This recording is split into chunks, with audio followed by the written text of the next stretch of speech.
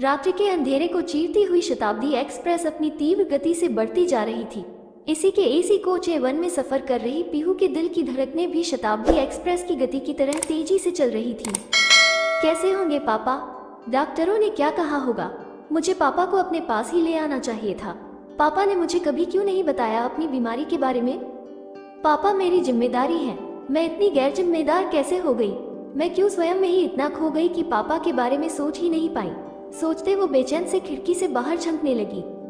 अहमद उसे बहुत अच्छी तरह जानता था, सो उसके मानसिक अंतर्द्वंद्व को भांप कर उसके कंधे पर हाथ रखकर कहा, पीहू इस हालत में इतनी परेशान मत हो, हम सुबह तक पापा के पास होंगे। इस तरह तो तुम अपना बीपी ही बढ़ा लोगी और एक नई मुसीबत खड़ी हो जाएगी। फिर न तुम खुद को संभाल पाओगी और न ही पापा को, इसलिए स्वयं को थोड़ा सा शांत रखने की कोशिश करो।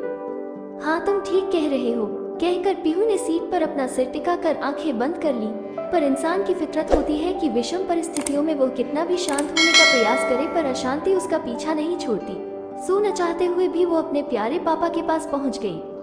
आखिर पापा उसके जीवन की सबसे कीमती धरोहर है, अगर उन्हें कुछ हो गया तो वो कैसे जी पाएगी? यूं भी पापा का प्यार उसे बहुत समय के बाद मिला है। अब ये भी तो वो पापा के प्यार को महसूस करने लगी थी कि वे बीमार हो गए।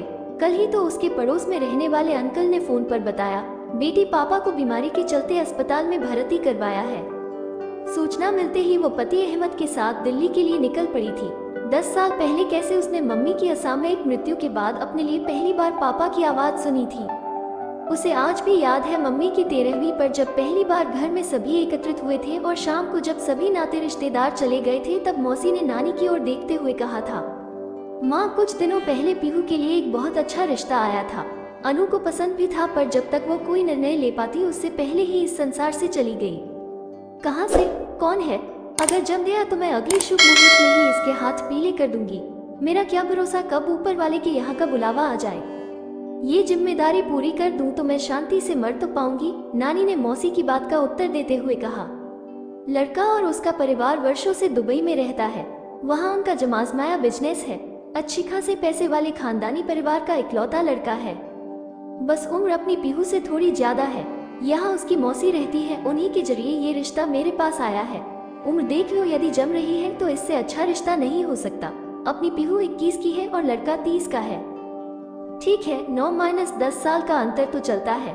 वैसे भी कम्मो सारी चीजें थोड़ी ही मिलती हैं। हमने कौन सी नौकरी करानी है जो उम्र के पीछे इतना अच्छा रिश्ता हाथ से जाने दे। इसके हाथ पीले हो जाए तो मैं चैन से मर सकूंगी, वरना मेरी लाडली तो कुंवारी ही रह जाएगी। नानी ने पीहू के सिर पर हाथ फेरते हुए कहा। पीहू तू बोल, तुझे तो कोई परेशानी नहीं है ना?